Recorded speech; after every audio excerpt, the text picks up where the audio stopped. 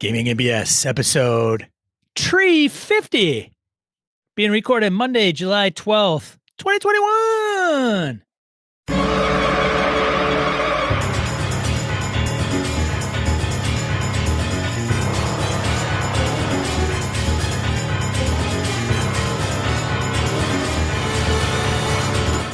Welcome to Gaming NBS, a tabletop RPG podcast.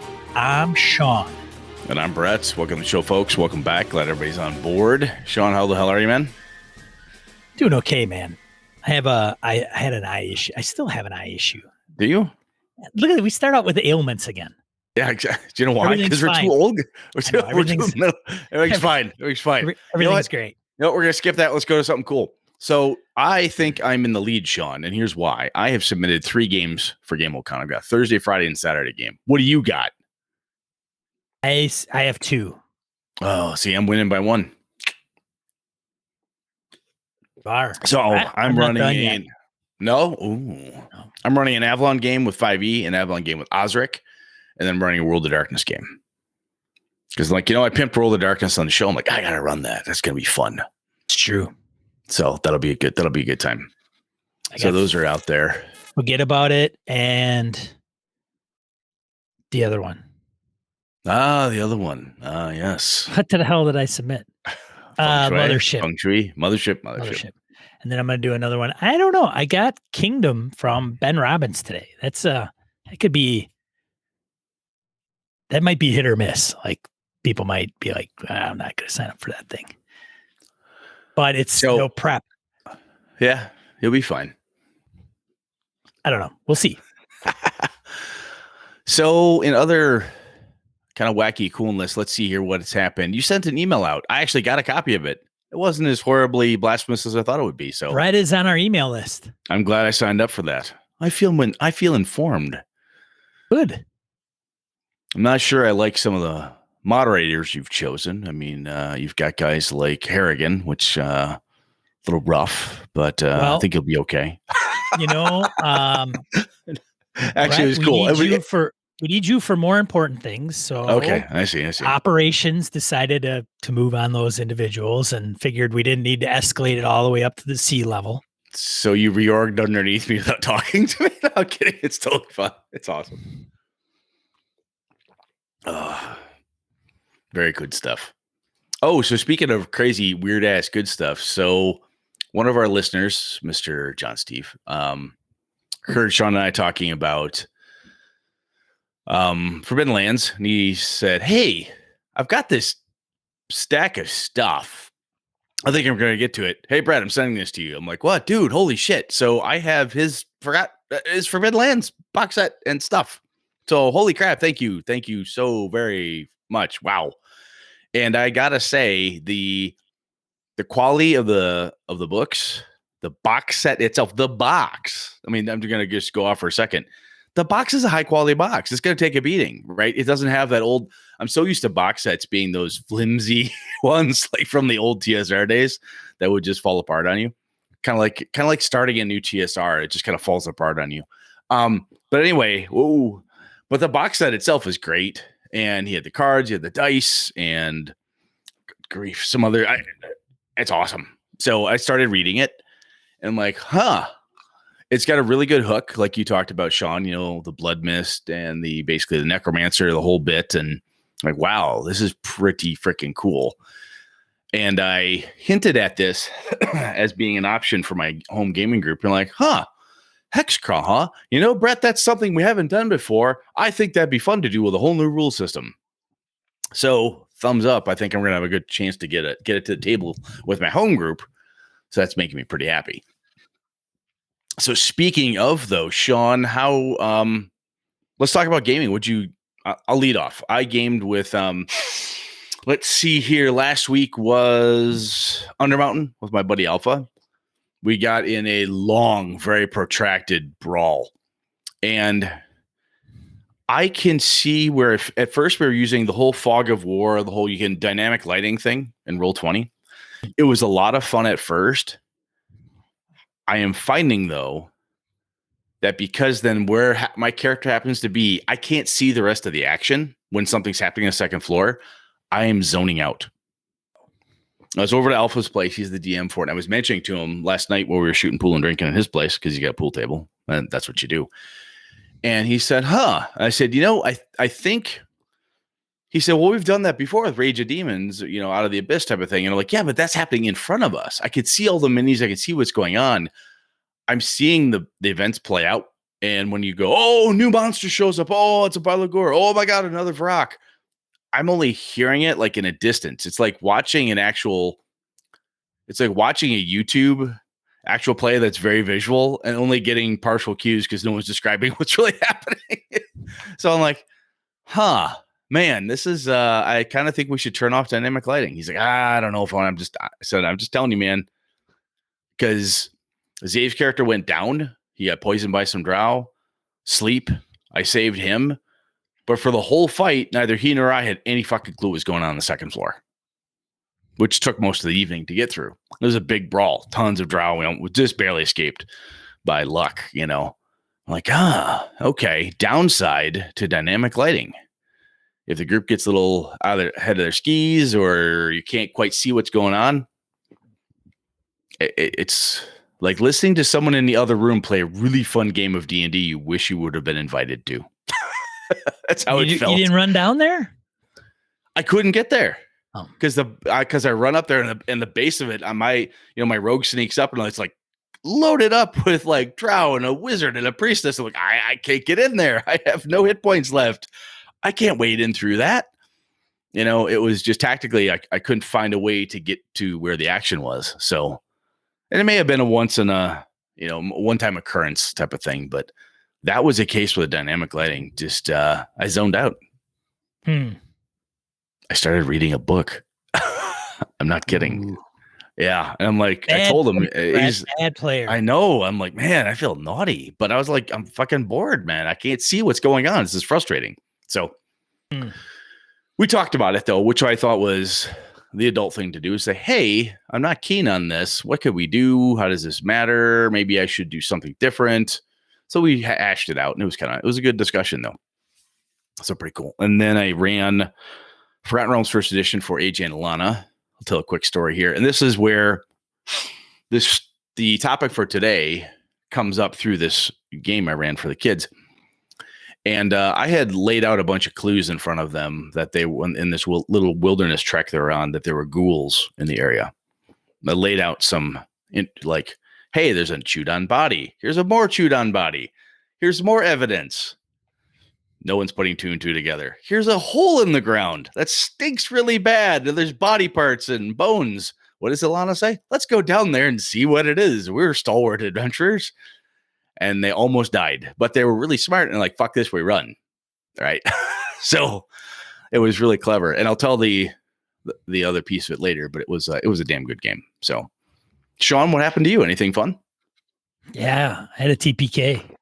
Oh, I'm so proud of you. It's not completely. There was one guy who survived. That's not a TPK. Kind of in a mummy state, if that counts. That's not a TPK. He's alive. Well, that's true. Well, kind of. If you didn't varnish the floor with his PC's brains, he's not dead. Come on now. Well, yeah, I guess. I guess you just don't have a killer instinct. Forbidden Lands. Yeah, they're just. So what's going to happen? They flip the virtual table on you and you burn your books. And there was a kind of like, fuck this. No. They just kind of don't want to play with you anymore. No. What's the end result? That came after all the cameras went off. After the cameras went off. Then and I don't know about it. So what comes next? The cool down period. After the cool down period, yeah.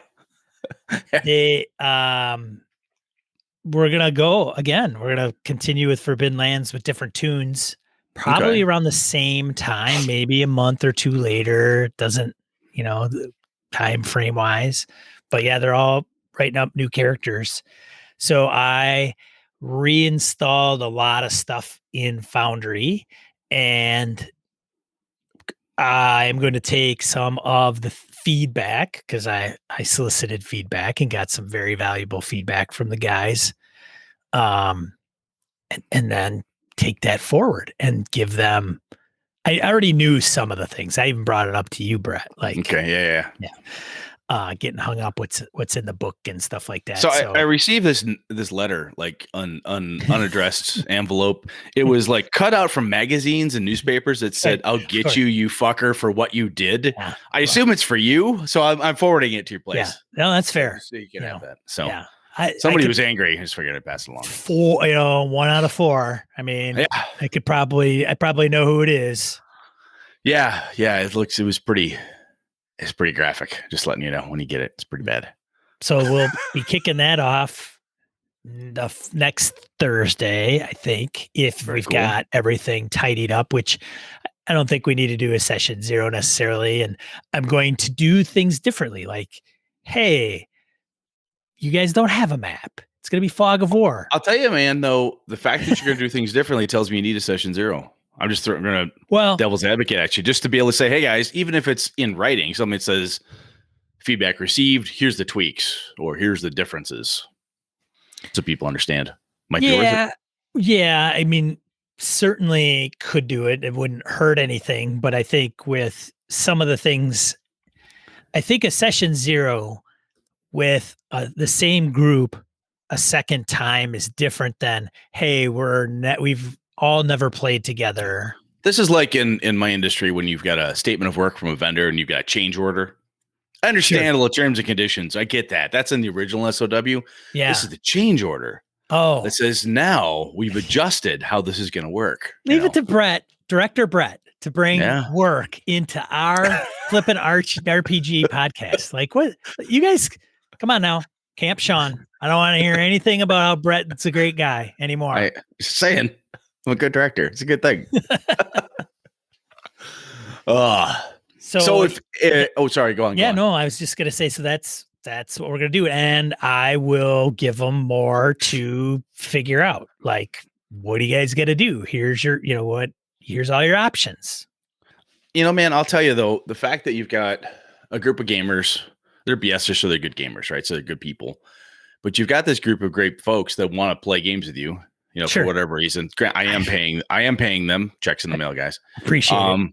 Because you need some friends. But I don't have any kids, so I'm gonna be, the fact that they want to keep going, with the same game though, and that you're still interested in it. I think that speaks to how the group is gelling, and also to that the game is working for all of you. Not only is the group getting along well, but they all said there's more to do with this system. There's more to do with this game, this environment. We're not ready to shit can that and move on to, Mothership or something else. They're like, no, there's more to be done here, and we want to do it with this group. I think that's pretty powerful. That's fun. I'm certainly appreciative of that, and fortunate as well. You should be. I totally am, and count my lucky stars every day, every night. At the same time, that was an option. Like, hey, does anybody want to take over the reins as game master? Do we want to try something else? And it wasn't completely ruled out. I just said, screw you guys. We're going to play this anyway.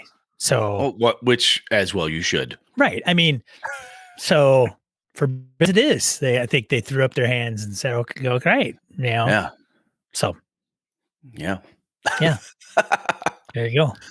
So and then Cyberpunk kicking off tomorrow night. Oh, that's right. I was just going to ask you about that. So you had Cyberpunk tomorrow. Okay, cool. Very cool.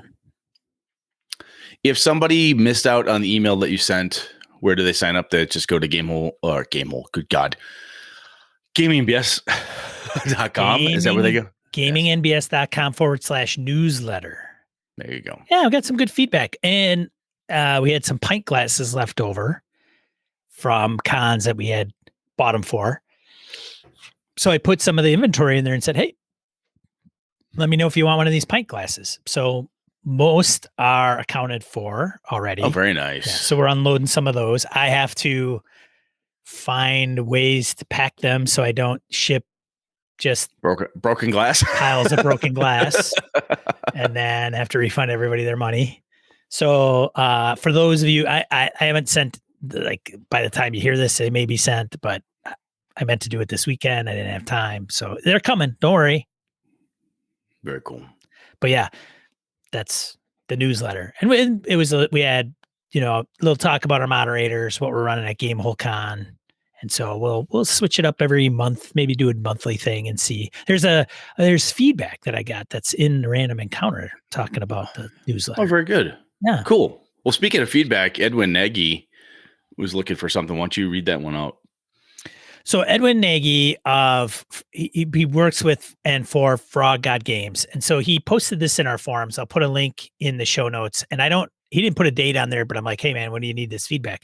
So he says Frog God Games is celebrating our 1 year anniversary of organized play in the Lost Lands, which is Swords and Wizardry 5e and Pathfinder. Info is mostly available on their Discord server. So he's provided links and invites to that. That's the promotion part of his shtick. But he says, as part of this event, our senior editor, Jeff Harkness, and I are hosting a discussion about modifying and publishing adventures for different rule sets, in this case, within the broad D&D spectrum. So as certified listeners to BS, I'm hoping you could help us with some questions or areas of discussion that you think might be worthwhile. I think we'll also talk about the strange combination of technical and creative writing that goes into an adventure, the tension between getting information across in a useful way and making the writing fun and exciting. So if you have any thoughts in that direction, Edwin would be interested to know. So I will post this in the chat quick. If you go to Gaming BS into our forums, gamingbs.com, our forums area, promotion and question out there. Edwin Nagy's got that under there too, which is, and I see Lux Strider and George Sedgwick got in on it too. So a couple people have already responded. If you got something, take a look at it and throw it at them. Very cool. Thank you, Edwin. Awesome. Thank you for reaching out, man. That's good stuff. And Frog God Games puts out good stuff. I mean, they've got some high quality stuff. I know Alex Kammer's partnered with them. And I know some people who aren't even like, I'm not a Swords and Wizardry guy, but they always, I got a few other things. It's 5e and Pathfinder stuff. Yeah. I'm just saying it's well done, laid out, good art. It's fun. It's good stuff. Awesome. Yeah. Let's see. Anything else, man? Not that I can think of offhand. Okay. I think GameholeCon.com, of course, is going to have their events list is coming out. I don't know what the deadline is. I cannot recall the deadline for entering events. So I would strongly suggest if you're thinking of entering an event, whether you want to run it under the Gaming BS banner or not, don't hesitate. I think I drug my feet as long as I felt comfortable doing it. I'm like, okay, I got my ideas, wham, wham, wham, and got them done. Because if you wait too long, then if nothing else, it gets harder to get the time slots you want. Because when they get them, Josh and the guys over there crunch through and figure out where everybody slots, what tables you can sit at, and so on and so forth. So anyway, make sure you get in there and get that done. And if you want to run under our banner, awesome. Love you.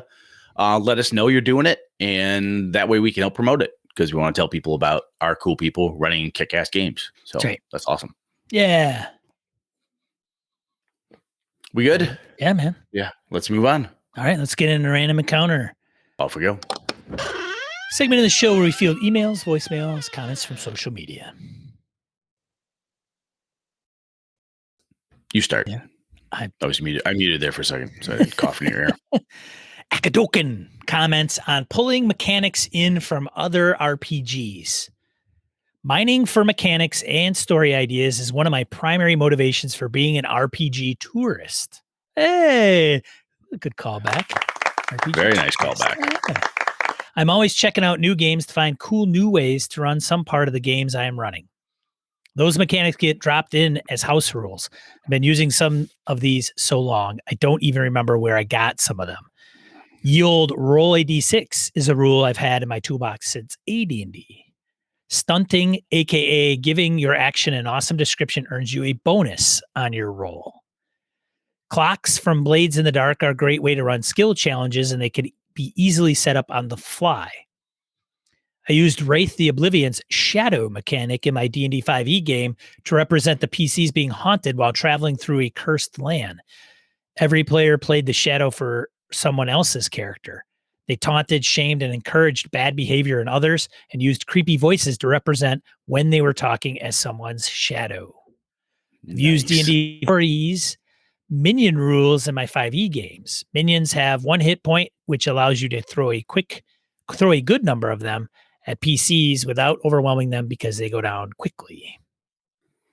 That's some good stuff, Akadoken. I like those. Those are good Yeah. pieces.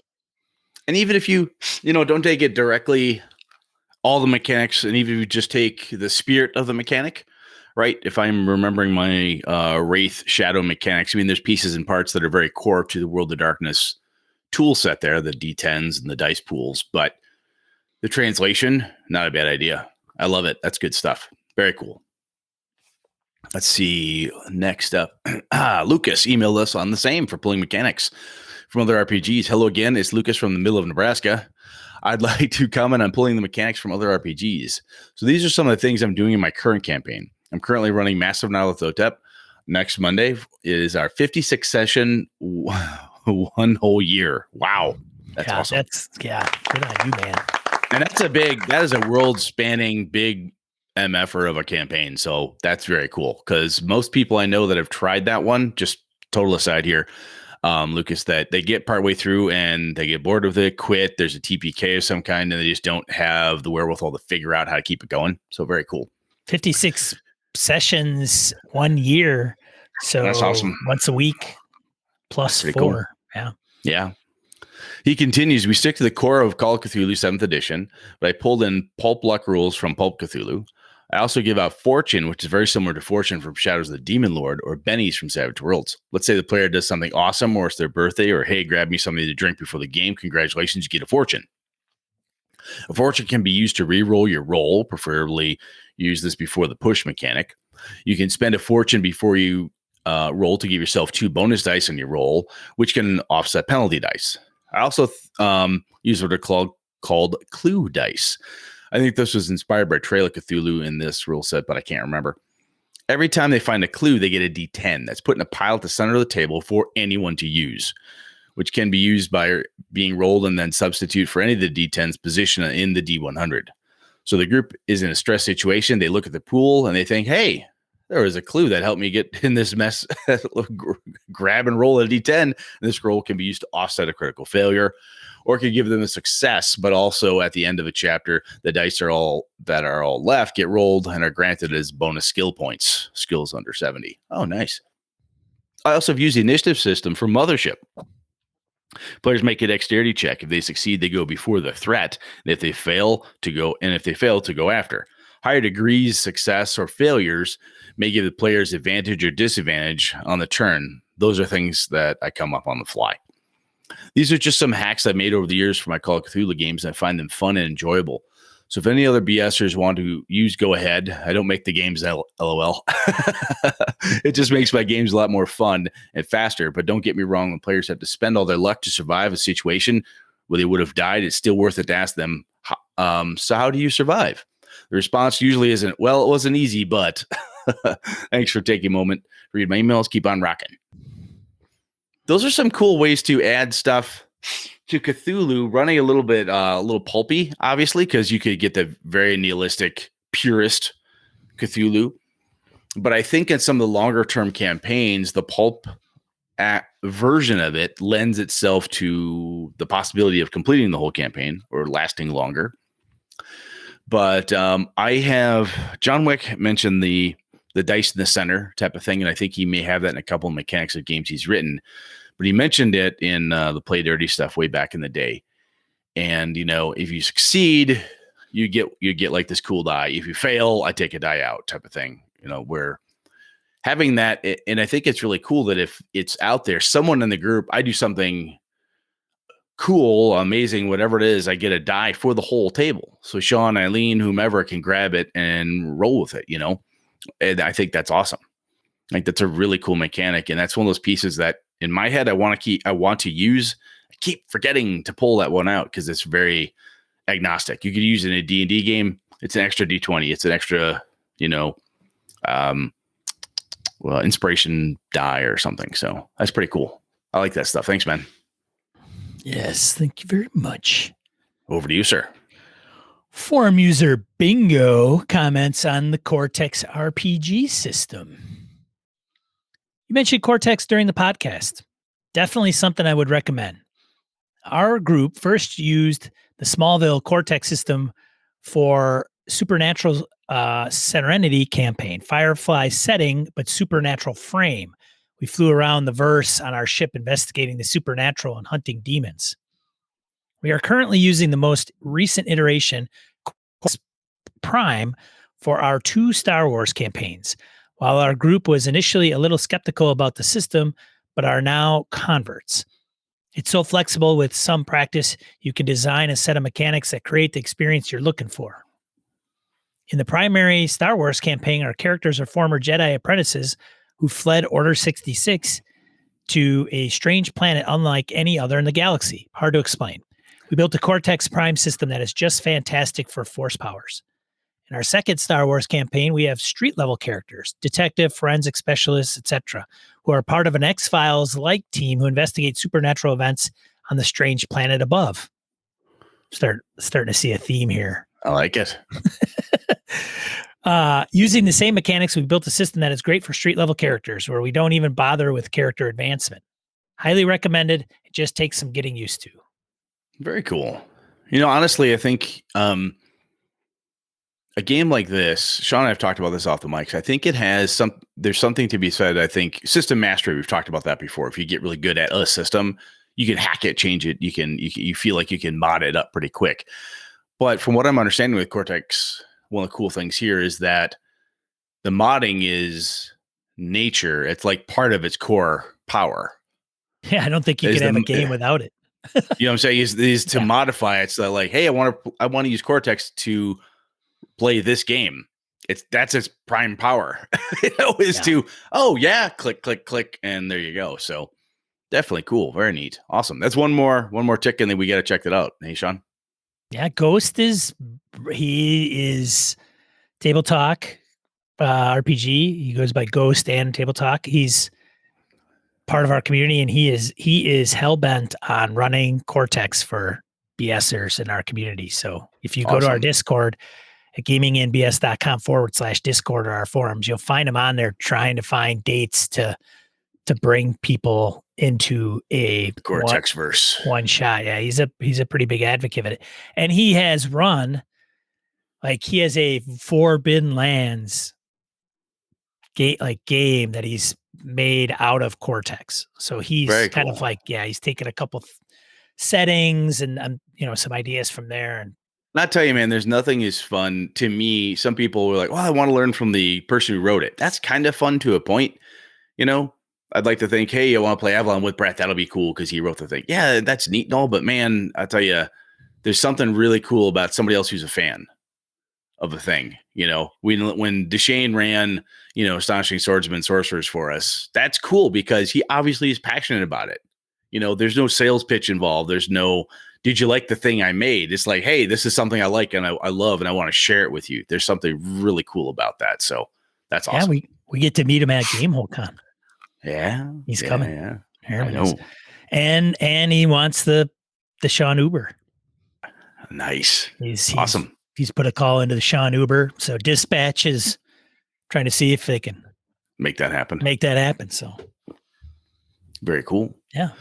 All right. What's next here? We have Stefan emails us about RPG editions. Hello, my sexy BSers. I really enjoyed this episode as opposed to really hating the others. Well, just kidding. You sly bastard, you. And I've occasionally wanted to run an RPG in the world of movie, TV series, etc. I once bought the Babylon 5 RPG and was a big fan, but both of my friends and I didn't really like the system made for it, so it was never played. I hadn't thought of using another rule set at the time and probably wouldn't have wanted to try to do all that work anyway.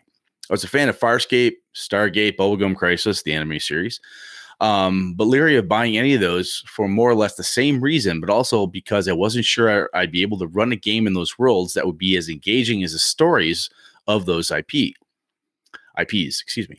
Today, if I were to run a game in Stargate, for example, I'd get the book/PDF more for the fluff, the background information, use another system that I'm comfortable with, maybe a generic RPG system, maybe a product that may already have the stats for much of the props I would need. By props, I mean gear, vehicles, adversaries, etc., with a little tweaking. About additions. To invest in a new one, it would have to be one with significant differences to the previous one. I'd walked away from AD&D a long time ago because I didn't like many aspects of the mechanics. When 3E came out, I was thrilled. Finally, a consistent D20 mechanic that covers not only combat, but skills, thief skills especially, saves, etc. And the simplified armor class system was so much more elegant. No chart needed, in my honest opinion. I remember running Shadowrun First Edition, and the net hacking mechanics were a nightmare. I had to rework them for my group, and the player who ran a hacker agreed that my way was simpler and faster. Well, that was so long ago, I don't remember what I did exactly. After a while, we moved on to another RPG and never revisited Shadowrun, so I'm not familiar with other editions. Other than D&D, I've only bought a new edition of the same RPG once, and that was Cyberpunk 2020 to the Red Edition, only because my buddy Tony wanted to run some games in that setting. The core was familiar enough, and with just the right amount of changes / updates for my taste, along with a new plotline to the world in order to take into account all the new tech and science since the original game came out. Yours fabulously, Stefan Dragonspawn. You know, I think a couple people mentioned that in the forums, where when they get a new edition of a game, they don't want to have, I'll call it the old school Cthulhu thing. Chaosium used to have a new edition of Cthulhu, 3 to 4 and 4 to 5. It just didn't have a big change to it. It's kind of meh, you know. First edition AD&D to second, by some people, was pretty tremendous of a change. You know, they changed this, changed that, no half orcs, blah, blah, blah. But most definitely from second to third was a big damn deal, right? So I can definitely see where Stefan's coming from. And if you are going to, if there's not that big a change to it, I know some folks who are Savage Worlds aficionados that are still using whatever edition of Savage Worlds they bought. You know, the Explorers Edition versus the Complete versus the Super Duper Complete versus the blah. You know, some folks who are into that I have spoken with have said, yeah, there's not enough change for me. Oh, it's not that big a deal. I just grab an errata. I don't care. Good enough. The core is here. That's what I use, type of thing. So I can absolutely see that perspective, because that could be, it could be a pretty, unless you're a completist, I could definitely see that's not the big driver sometimes for folks. Pretty cool though. Thank you, Stefan. Anything you got on that, Sean? I would ask Stefan if he's checked out Primetime Adventures, but I don't know if he has. If you want to do movie or TV series, you know, it's not a roll up a character game. It's a narrative based game, collaborative. I don't know if it's GM-less. I think it is to some degree, but I had it. I got in on the new Kickstarter and gave it away. Didn't give it away. Gave it to Noble Knight, but I wish I kind of kept it. But I, again, wasn't getting to the table. But check that out. Indie small press. You know, I gotta say though, Sean, when he mentions, I wasn't sure I'd be able to run a game in those worlds that would be as engaging as the stories of those IPs. I think that's a really well stated fact that some of us feel. At least I know I felt that before. Sure. If I'm going to run this in Middle Earth, do I need to tell a Lord of the Rings epic in order to have people feel like it's really a Middle Earth game? Right? Should it feel like that? If I was going to play something in, you know, Robert Jordan's Wheel of Time, which I know WotC put out ages past, are you going to run like an 85 book series or whatever it is it's a lot of stuff in there. It's big. And some of those tales are so complete. You know, are you going to be able to do the same thing? I can absolutely see that keeping some people away from it. And that's leading to some of the questions that we got from our original post around that. Like, do we need that? Insofar as like, if you take that question and flip it and say, could I make it engage? Is there any way for me, non-professional screenwriter, to make this interesting? I don't know, type of thing. So that's a very good point, Stefan. I like that. Yeah, sure. All right, man. Enough on that. Moving on. Feedback on the newsletter. Mirko wrote us and said, "Hey, Brett and Sean, I just wanted to say that I really enjoyed reading the moderator bios in the newsletter you sent out a few days ago. Really nice to get to know a bit about everyone's gaming and personal background." Yeah, right, Mirko. This made me wonder, what would you think about periodically featuring a similar bio for one of the regular BSer community members? After all, we have an amazing community here with encouraging discussions on Discord and the forums, and increasingly even games being run by BSers for BSers. I, for one, would enjoy getting to know a bit more about everyone. Not sure what format would make most sense: email, newsletter, periodic, perhaps monthly segment on the podcast, etc. Anyway, just a thought. Thanks again to you for building this great community, and thanks to the moderators for keeping it that way, Mirko, aka Digital Hobbit. That's pretty cool, Mirko. Thank you. I've replied to Mirko and said, that's a fantastic idea. And I've been thinking about more community stuff to see what that looks like. So yeah. I think it's got some wheels, Mirko. It definitely does. I like that. Huh. And I have to second. I read it. I'm like, damn, this is cool. Cause I know these people type of thing. And I'm like, oh, this is really cool because depending who you are, what part of our community you're interacting with, you may not, sometimes faces to names, it just helps. This is where Sean, knowing how communities build and grow better than I do, is like, this is a good idea. I'm like, yeah, I absolutely trust you, Sean. Go for it. Look at that. Well done, man. Good stuff. And thank you, Mirko, for taking the time to read it and comment back because that's pretty helpful. That's a damn good idea. Like you said, I think if we feature one person, I kind of have an idea who it might be. Mirko, you volunteered to be the first one. But it wasn't me. Too bad, pal. All right. Thanks, man. What else? What do we got next? Hermetic Gamer emails us. Brett and Sean, saw this article. I thought about your episode of being paid to run games. BusinessInsider.com. Job pro DM. Oh my gosh. Article. Yeah. Wow. He says he's actually up to date since October shows and still working his way backwards. You guys made cooking, cleaning, and yard work so much more enjoyable and helped to drown out the constant noise of the kids when I can't take it anymore. Keep up the good work. Hermetic Gamer, aka the Doctor. Awesome. I'm glad to check that article out. That's pretty cool. Yeah. Check out that article. That's awesome. Thank you. As corny as it is. One. You want the next one? I will, but I gotta say this, man, is as silly as it might be when somebody says, boy, you made certain parts of, mundane piece of my life easier. It sounds corny, but that warms my heart. That's cool. We've drowned out. We're white noise, Brett. I know, but hey, white noise, when it's not there, you miss it. That's true. The point. That is true. That's very true. We've become the static in Hermetic Gamer's life. Without us, the rest of the world would be he'd go mad. Hermetic Gamer would go mad. Yeah. Without us there to keep Hermetic Gamer online. Yeah. So there. Yeah. We have to. We can't stop. No. We have to keep going. All right. Moving on then. Ty emails us. Hey guys, saying that I've been really enjoying the show. This is your friendly neighborhood Tymonger coming at you from California. I want to quickly make 2 comments about the last show. One is about adding stuff to existing game. We've been using the Dungeon World's travel system in our ICRPG game. I can't remember what index card. Index card. Thank you. And Ty always brings that one up. Mostly because the game does not have a travel system, and the Dungeon World is so easy to implement and use is why we're using it. But I'm a big believer in the Frankenstein system of adding stuff from one game to another, mostly because you typically cannot find a game system that perfectly fits your style, and you have to almost adapt to what best fits your group. Let's talk about the initiative.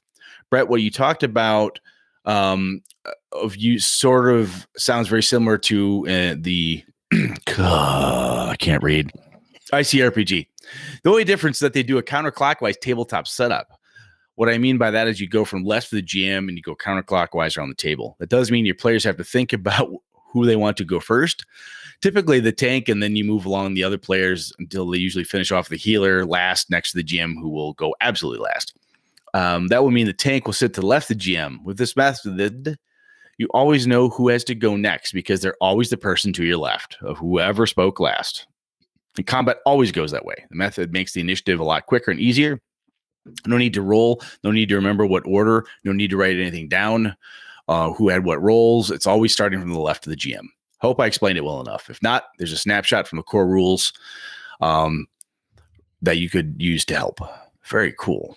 Ty, I got to say, that reminds me of, I can't read. I am so mad. I butchered the fuck out of that dude. I'm so sorry. It's all good.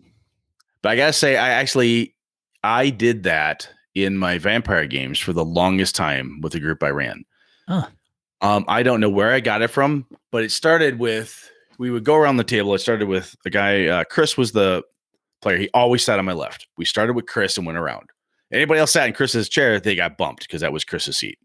He also owned the game shop and it was his table we were using, so he got to pick, right? So Chris, what do you do next? We also had that if I got to you and you knew what fucking order you in, if I got to you and said, what do you do? And you went, I'll get back to you. And I would jump past you and I'd move on. Go to everybody else. And they would come back to you. Do you have something? If the second time I came back to you, went, you lose your turn. And we just moved on. I hope so by that time. Yeah, because I'm like, look, you went all the way around. You figured it out. And if you were, at the time, if I had, 8 people, 10 people, which is not uncommon, up to 13, if by the time I got to the 13th person, if you didn't know what you were doing, you were not fucking paying attention and you didn't deserve to go. That was kind of the approach that we had. It was like a little harsh, perhaps, but it worked. It worked very, very well for us. And there's something to be said about that consistency piece is really helpful. Yeah. I would have, I know one group that would screw it up every time. Absolutely. They would. Well, I don't know if they would screw it up necessarily, as they wouldn't be prepared, or is elementary as it is, like it's the same every time. What would happen is this: the first 5 rounds of combat would it'd be like waking somebody that smoked too much dope. Like, dude, it's your turn. Oh, okay, right. It's like you. Oh, I didn't know right. that. Right. You go right after Brett every time. Doesn't matter. Oh, yeah. Okay. And then it would be the same thing again, right? Like, hey, it's your turn. Now it might be somebody else. Oh, okay. Sorry, my bad. Then it would be somebody left the table. The person before them went. They didn't know. Then you'd be looking at them and they'd go, oh, I just came back from the beta. Oh, is it my turn? Yes, it's your turn. Okay. Jesus. And then that would happen, right? Okay. So then eventually that is exactly why I implemented the skip you rule. Eventually in that day, it would get kind of going, right? People like, okay, yep, go, right? The next session, people would sit in different spots. Then it would start all over again. But don't I always go after Tom? I thought I always went after Tom. No, Tom moved. Yeah, I go after him again, right? No. It's this and then that way, like all the time. And all it would the just, time. Yeah, rinse, repeat. I implemented the skip over rule because I had one player who was chronically never understood what they wanted to do, always unprepared. Like, oh, geez, oh, gosh, oh, golly, gee, oh, gee willikers, whatever will I do? Oh, boy, I'm flummoxed.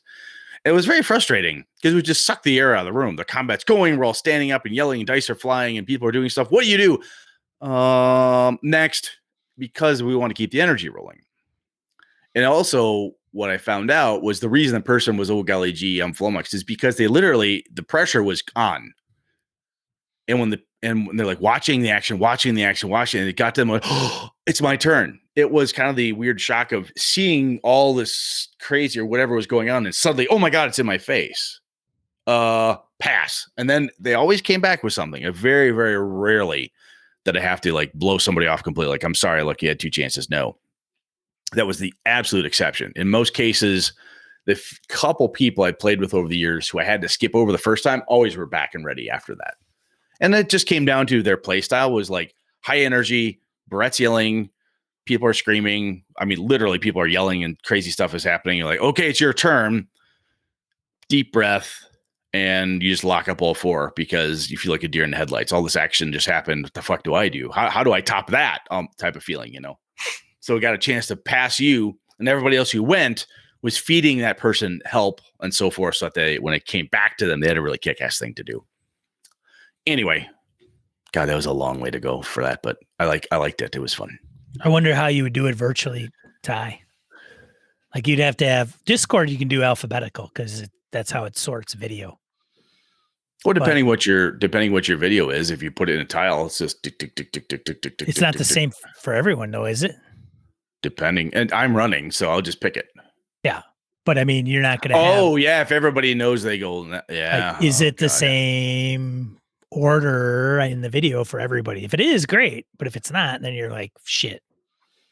Yeah, interesting. But yeah, in person, sure, like a glove, man. No worries. Love it. Yeah, thanks, Ty. Thanks, man. Moving on. Let's get into the main topic. Main topic it is.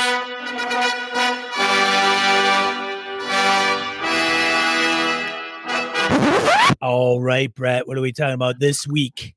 Well, as I alluded to earlier, I had a gaming discussion with my kids post our Forgotten Realms game, and we started talking about Retcon, and why I do it to support PC and plot craziness as part of the kind of the improv nature of how I run. Because AJ was talking about things he had done post game. He's like, yeah, I've made changes because you guys did something I didn't understand and how I kind of crushed it. And I explained to him, I said, that's a thing I do as well. I said, the power of the retcon is actually pretty cool. And then we got talking about what the hell does retcon mean? And we're like, it's retroactively concurrent. Is that it? What is it? But the main piece I wanted to talk about was the concept. It's very popular in comic books, the idea of retconning, basically crushing information, changing it retrospectively so that it fits, right? You have a thing, and in like a Spider-Man comic, they would introduce a statement or an action or some event that could conceivably fuck up the entire Marvel universe, or a crossover, or they mentioned a thing that suddenly has impact on the X-Men or has some impact over here, or Batman says something that impacts the Flash's world, and so on and so forth. So the bigger the universe, the more shit that's going on, this can be very powerful. Does that make sense, Sean? You tracking? It does. All right. So I grabbed a definition, went out to the old Googles just to try to throw this out here. So a piece of new information that imposes a different interpretation on previously described events, typically used to facilitate a dramatic plot shift or account for an inconsistency. Revise an aspect of fictional framework retrospectively, typically by introducing a piece of new info that imposes a different interpretation on previously described events. The dramatic plot shift and accounting for inconsistency, the inconsistency was the piece that I try to master or try to work, because when you're running an improv game, inconsistency can kill you, because you're going and someone goes, wait a minute. The last two ghosts weren't affected by silver. We actually tried silver. Why did it work on this one? That doesn't make any sense. And unless you can rapidly figure that out, or tell everyone to go outside and take a smoke, or have an answer of some kind, it can cause, that disbelief to just come crashing down. Everyone's hanging. The suspension of disbelief is on a peg, and sometimes it comes off the wall, type of thing. So what I thought I'd start out with before we get into like the how and whatever was asking you, Sean, do you think of things within those terms of like retconning, like dealing with inconsistencies and stuff? I have an example that you actually used. I don't know if you'll come up with it yourself, but I was curious. I say is it something that you do? I don't, as you've out, not really. I no. Well, I don't think so. So I'm going to go your Tomb of Annihilation game. Okay. Jeff is a paladin. Yes. Jeff should not be raised or whatever it was. Right. And he basically went revivified. Yeah. Like, fuck, I need to do something different here. I need to account for this inconsistency. And you crafted something to make it work. Damn you, Brett. You got me. There I am. Son of a bitch. See, you're smarter than you thought you were. I don't know if that's smarter or not, but yeah. And I think it's those pieces we don't often, sometimes retcon, when people talk about it, they're thinking like these massive plot shifts and things, right? Sometimes we've talked about this many times, haven't used this term, but when you make a mistake in a session, so you're going along and you say Harriet, and it's actually Harris, but you said Harriet, not Harris. One was a man, one was a woman, and you flipped names, genders, personalities, and you're like, oh, what do I, and you look at it and go, you know what? Doesn't matter. It's Harriet from now on. You've taken a mistake and you take the published adventure or whatever you've crafted or written and you retcon it, go, you know what? Harris out the window. It's now Harriet. I have fucked up before where I had my, like my key NPC good guy and NPC bad guy, and I flipped the name. So I went, fuck. I used the wrong name because one of them was cooler. This is a vampire game. Like, oh, well, I guess the uncool name is the bad guy now. As well, it's just that's what it is, So I think oftentimes we as game masters do that. And players, I think, have some power in that mistake component as well, because they will forget their background, or someone will say, aren't you a sailor?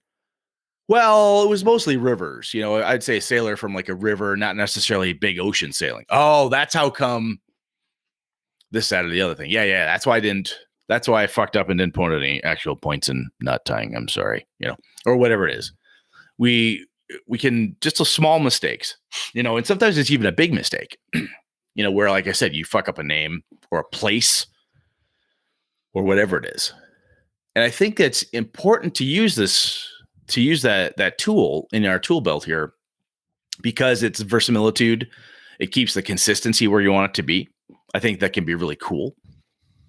And I think sometimes when the players can come up with something really crazy and you want it to work and have be they've got this really kick-ass cool answer to something, right?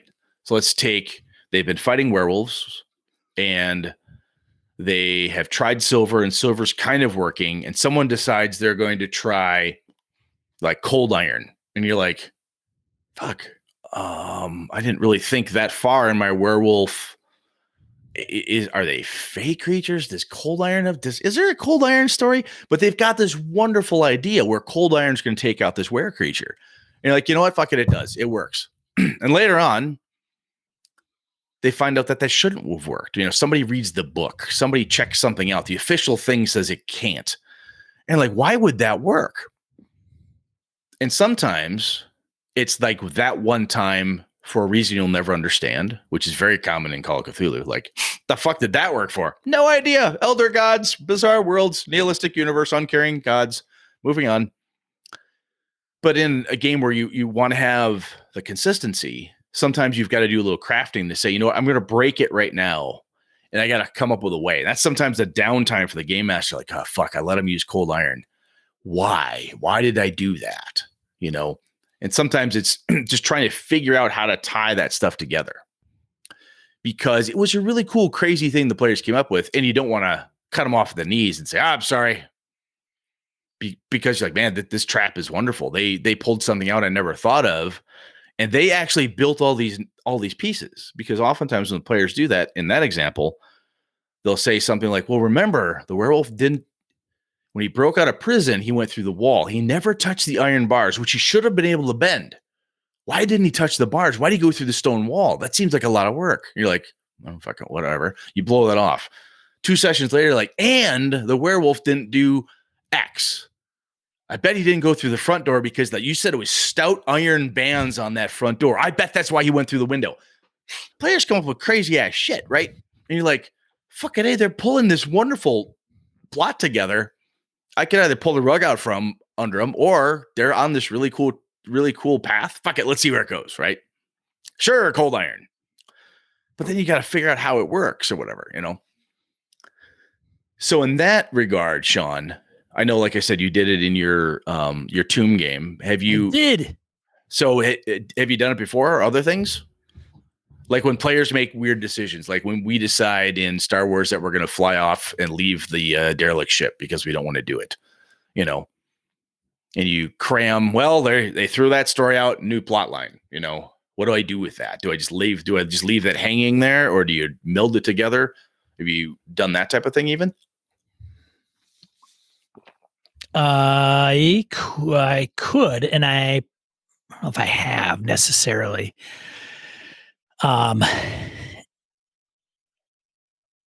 It's something I would consider. I don't know if I've, like, some of these things I've unconsciously done it, like with Jeff's characters. That was like a complete oversight on the death curse of the whole plot. Like, yep. Hey, wait a minute. Hold on a second. So I dealt with it in game, and that's how I readdressed it. Mm-hmm. Right. So I'm not opposed to doing it. It may let me ask you Yeah. about your mothership games. Your mothership games are a lot more improv. Yes. So if you had an idea of what was supposed to happen, and let's say you fucked up how they're supposed to grab the ship and so on and so forth, which you also explained to me, and you had to retcon that fucker to make it work right, did you not? I guess kind of. Like there was, yes, to some. Because if you look at the actual book, it's in an inconsistency, right? If you look at the plot, the players hopefully don't necessarily notice big gaping holes in that because you patch it up nice. But there's retrospectively, you had to take new info and impose a different interpretation on it because, oh, fuck, I did X and I shouldn't have, quote unquote, shouldn't have, right?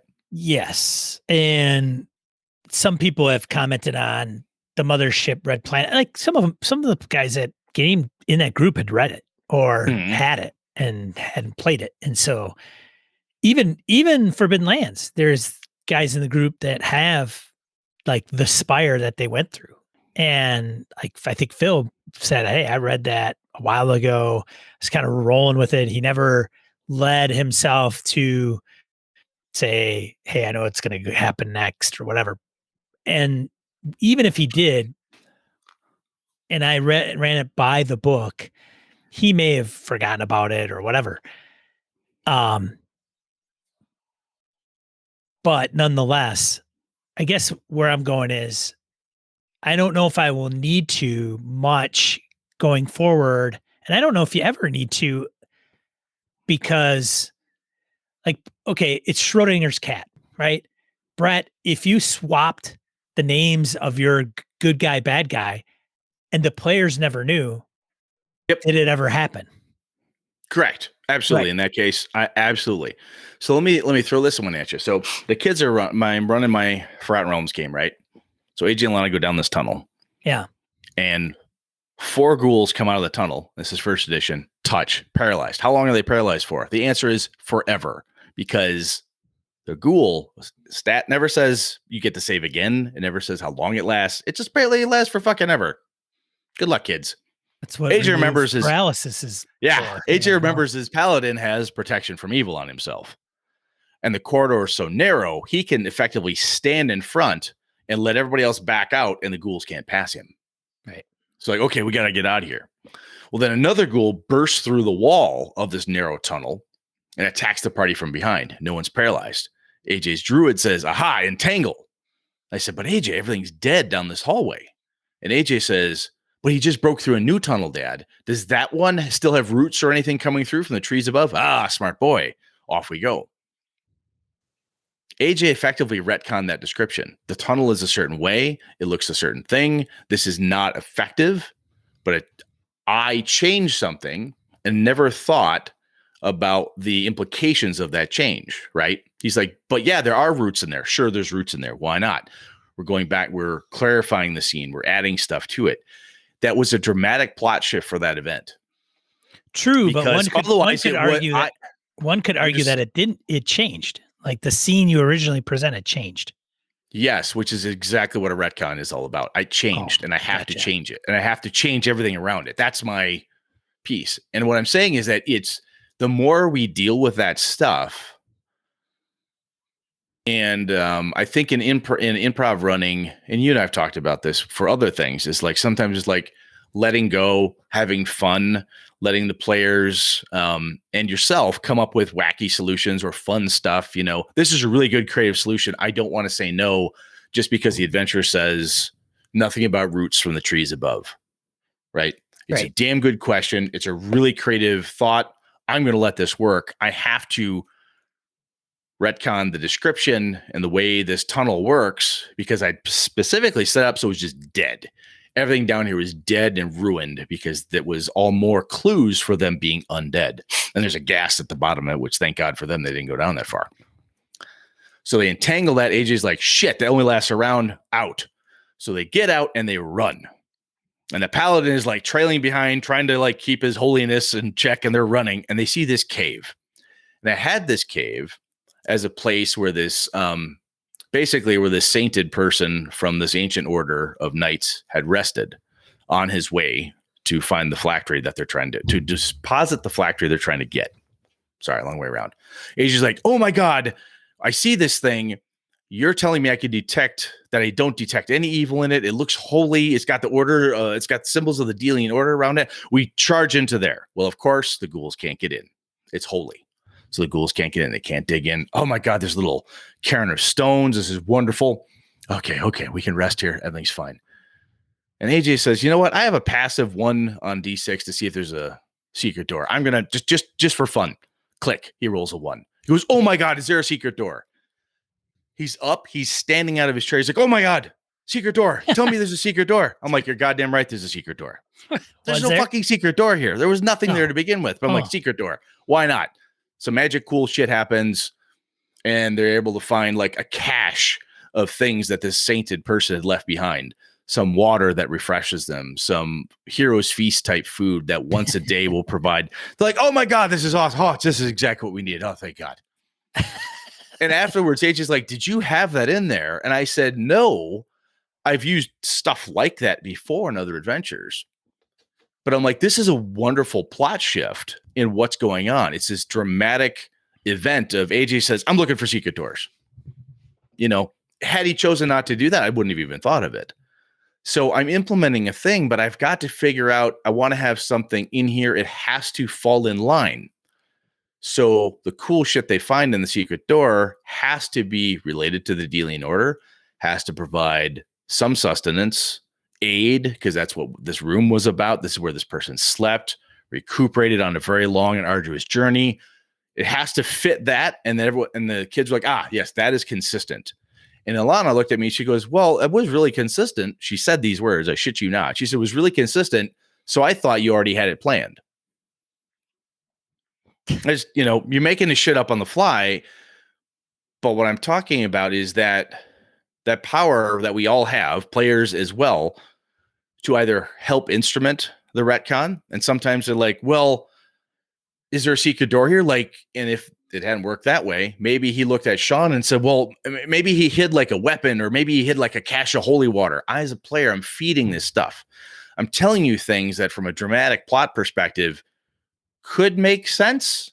And the disbelief peg is still properly placed on the wall. Does that make sense, Sean? What I'm saying here?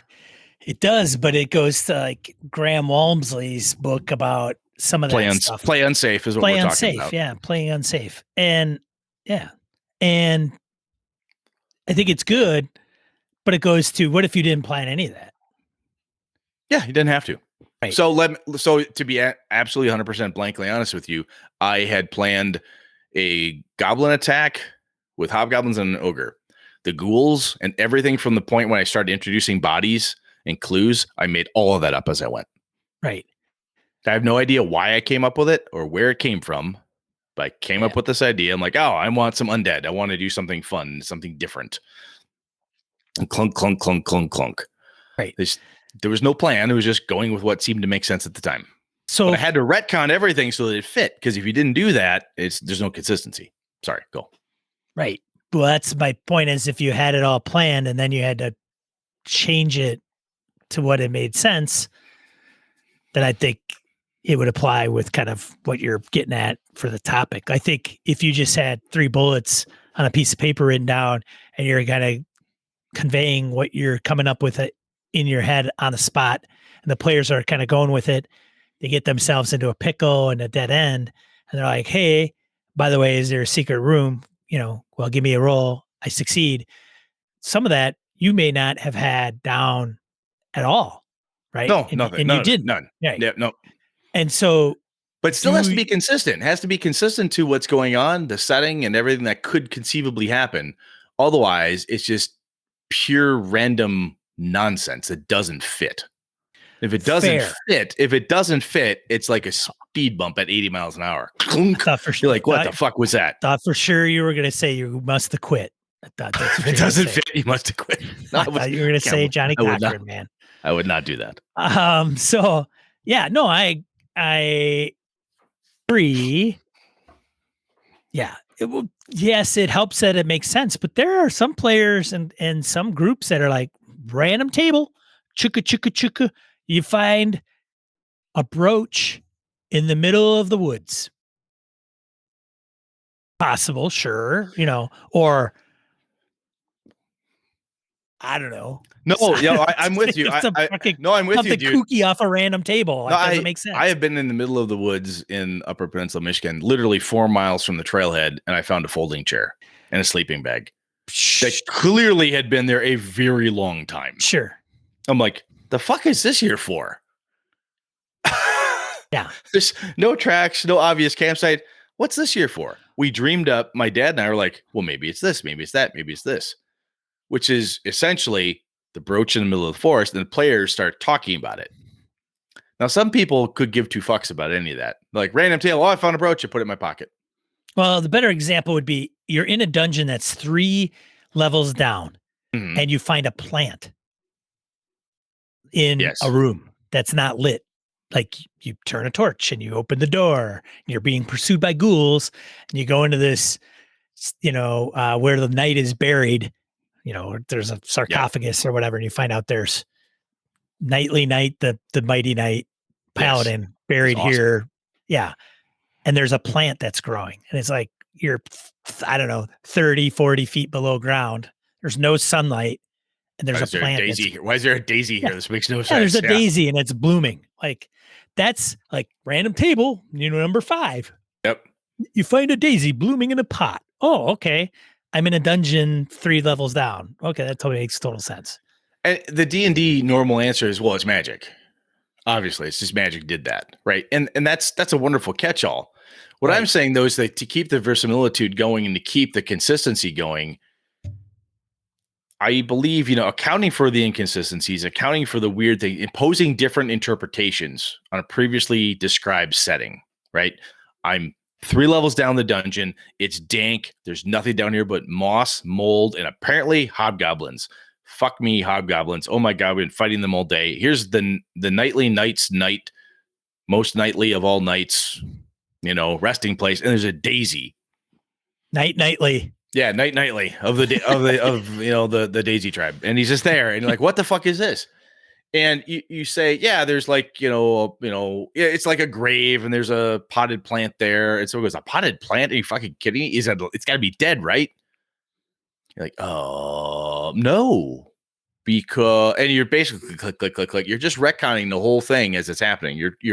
A statement was made, a description was given, and it's a new piece of information that you throw in there. I think sometimes even when we talk about when players say, I reach on the table and grab a bar glass, and I smash the guy in the head with it. There's no glass there. I didn't describe it. It's a new piece of information. It's a dramatic plot shift where he's got a bar glass. He's going to smash in this dude's head. Sure. Why not? Sure. There's a bar glass there. Is it a retcon? What I'm saying is here, it doesn't have to be an all-encompassing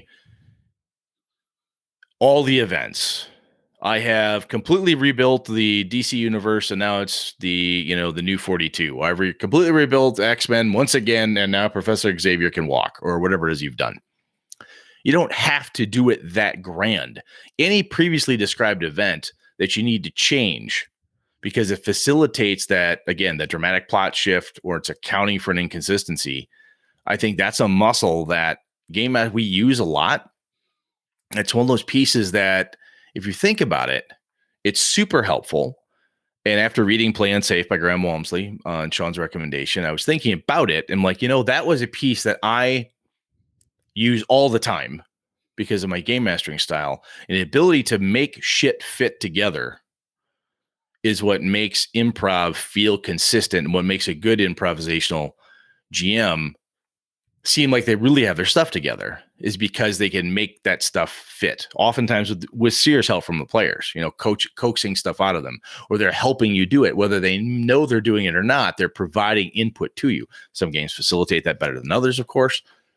But I just think it's having that skill is really cool. And one of the ways I developed it myself, and I'm not saying by any stretch that I'm a master of this, so please, I'm not patting myself on the back. It's a thing I like to do. But one of the things I started to do when I couldn't, I'd like, okay, everyone, I still game with guys that smoke for whatever reason. They're unhealthy bastards. So I was like, all right, go outside and smoke. I need a break. I got to think about what I just did. I used to say that out loud. I have to think about what the fuck I just did. Everyone get out of here. We're going to take a break. And like, oh boy, well, we pulled the fast one on him. Poor Brett, that poor fucker. He's got to figure this out. Tee. Then they run off, go get a sandwich, whatever it is they got to do. I say, give me 15 minutes. They come back. I was able to sit down, crunch some shit in my head, and go, okay, this works. And have an answer. Because I knew I needed time. I could figure it out, but sometimes I'm like, it was a speed bump at 80 miles an hour. Gunk. Fuck. What the hell do I do with this? Break. Everybody stop for a second. I need to figure out how to make it work. And I think I have I have gamed with people who do not enjoy improv gaming at all. Not just because it's like they're stodgy people or they love their random charts or whatever, but there is a feeling of if it's not prepared or it's not like as the script is, like this is the adventure. If you fuck with the adventure, and I've talked about this before, my buddy Lenny did that with Return to the Temple of Elemental Evil.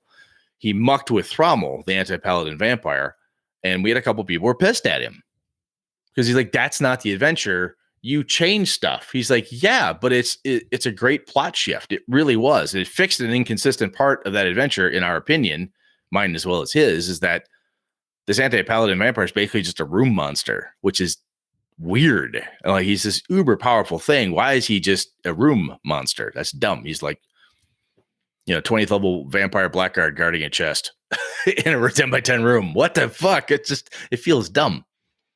So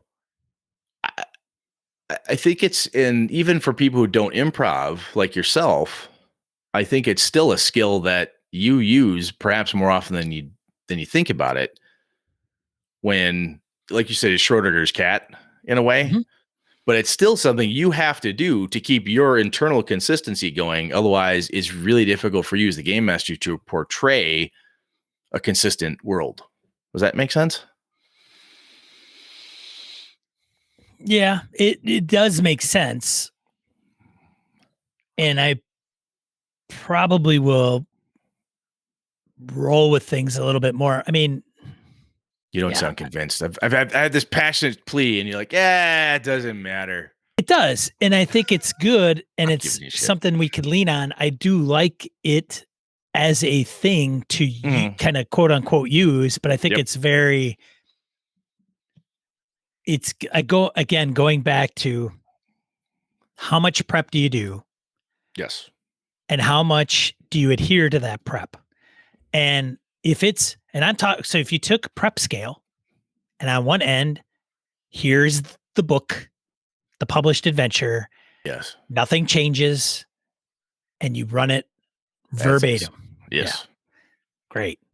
Then on the other end is, I have 3 key words that I have to implement into a 4-hour session. Yep.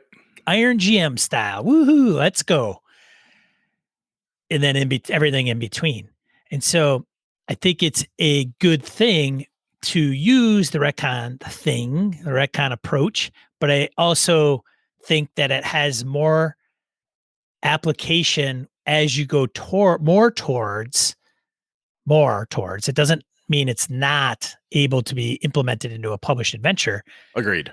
But I think as you loosen things up, then it becomes a more instrumental piece, right? If you have the 3 bullets, you have to do this.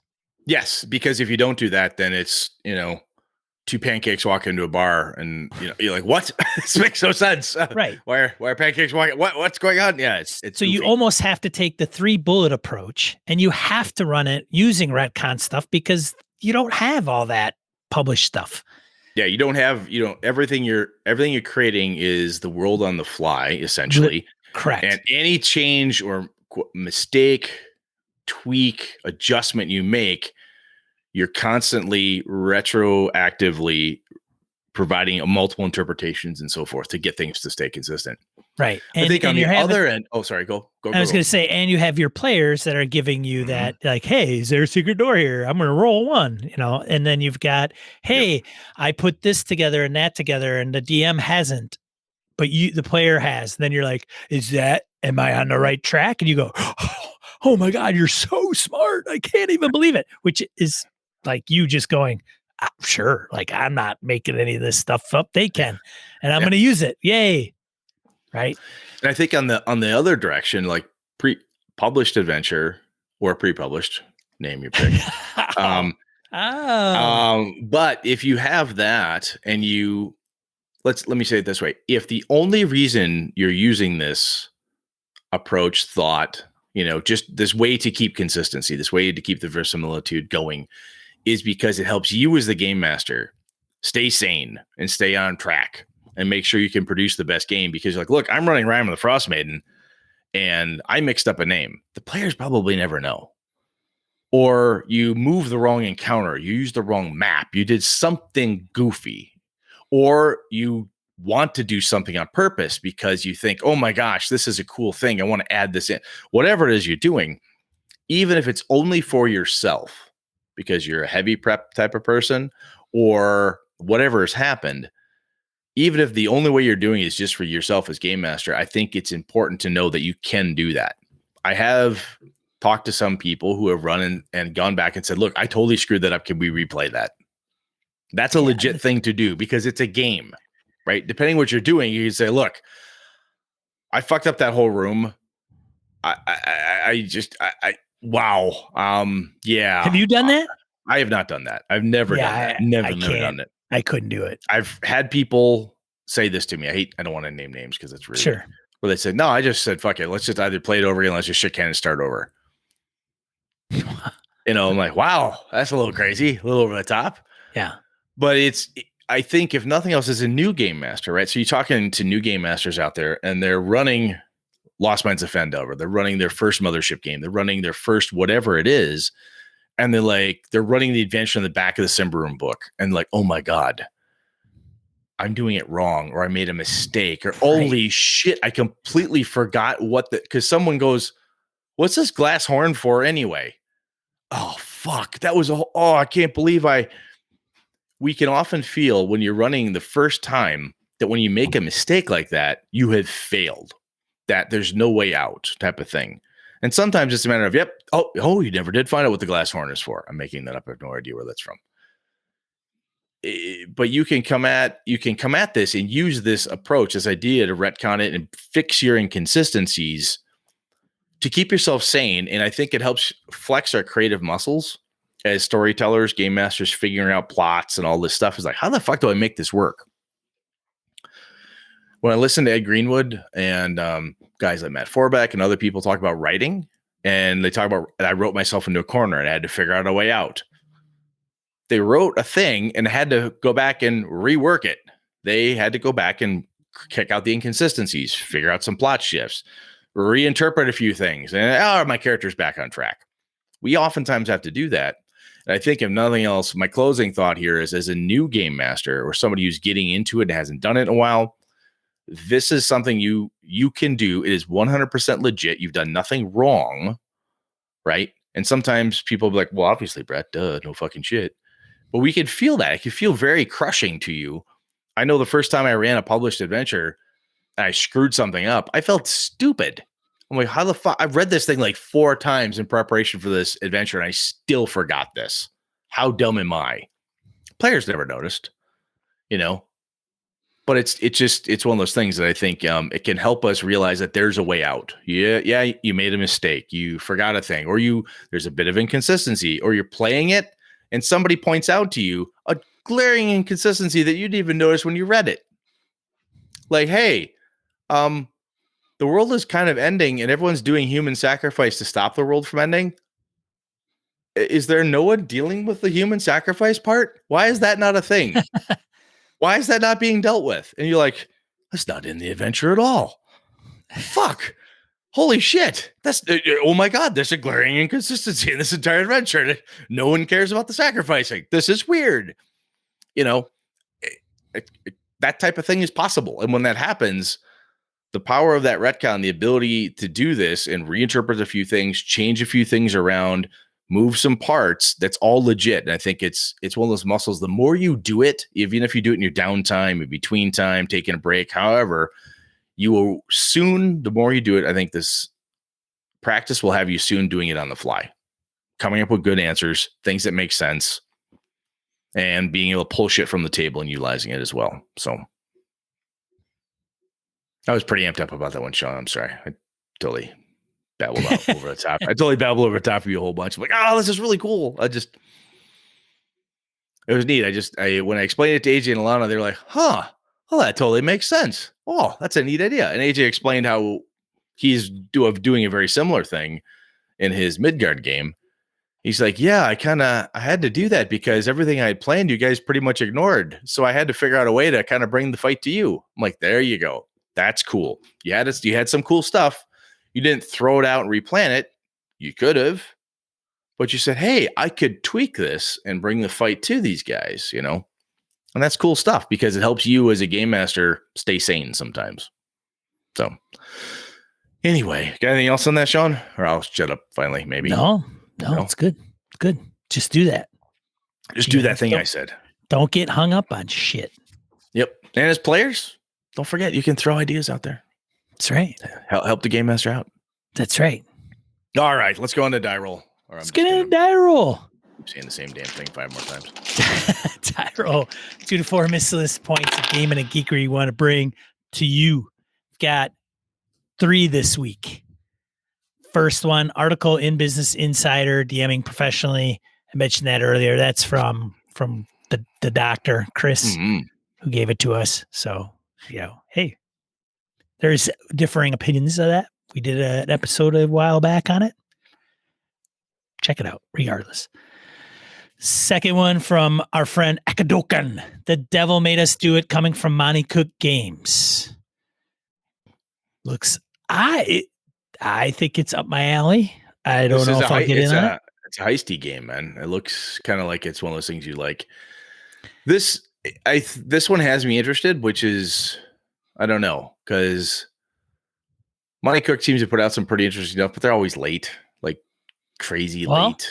If you're going into it, low expectation. Yeah, I'm just like, you know what? I'll plan to play this in 2025. Sure, I'll put in now. Maybe that's fine. Maybe you want a surprise. It's like a time capsule. Could be a time capsule game. Yes, absolutely. Give them money. But find an unexpected present in the mail 3 years. Holy shit! I can't believe I did that. If nothing else, though, I think the pitch on this one is interesting. So check it out. Go over there and scope that one out. So I think the pitch is interesting enough that Sean and I are both like, maybe. So anyway, carry on, sir. Last one, Eddie Webb. If you're not familiar with Eddie Webb, he's been in the RPG industry for quite some time. He did Pugmire, actually. It's a dog role-playing game that looks super awesome. And he announced on Twitter that he is one of the writers for the official Transformers RPG. I want to also thanks Ekadoka for pointing that one out. Saw it on Twitter. His Twitter handle is Pugsteady. Love it. Yeah. At Pugsteady. That's awesome. Yeah. So if you come to Gamehole Con, those guys and who is it? Matt McElroy and I forgot the publisher. I think it's not Onyx. Might be. He works kind of for Onyx and One Bookshelf, but he's always like, hey, want to play Pugmire? I'm like, I got a game, dude. He's like, all right, you know anybody else? Wait, want to play Pugmire? But anyways, Eddie Webb's behind that, but now Transformers is coming out. That's the message. So if you're a Transformers freak and you haven't played role-playing games, I don't know how you would listen to this podcast, but you play there you go. Transformers RPG. That's all we had for Die Roll. What are we talking about next week, Brett? We're talking about breaking the fourth wall, Sean. The fourth wall. Talking about it. So that would be like, yeah. So anyways, I was talking the other day. I looked at the camera for people that are listening. Yeah, it was very good. It was very good. Fourth wall, get it? Yeah. For this verbal media, that was a wonderful visual joke. I know, right? Awesome. But yeah, that's what we're going to talk about next time. So fantastic. That's going to be outstanding. I hope so. All right. Yeah. So if you are in the chat and catch us live this evening, thank you so much. Brett and I stream every Monday night, 8 p.m. Central Time, U.S., here on the Twitch. Just head over to gamingand.com, gamingnbs.com/Twitch. It'll get you over to us. Otherwise, if you see this on YouTube, give us a like or a subscribe. That'd be greatly appreciated. Otherwise, you can find our flagship audio show on your podcatcher of choice. Thanks, everybody. Be a positive force in the RPG hobby. I'm Sean. And I'm Brett. Good night and good game and all. This has been a Litterbox Studio production.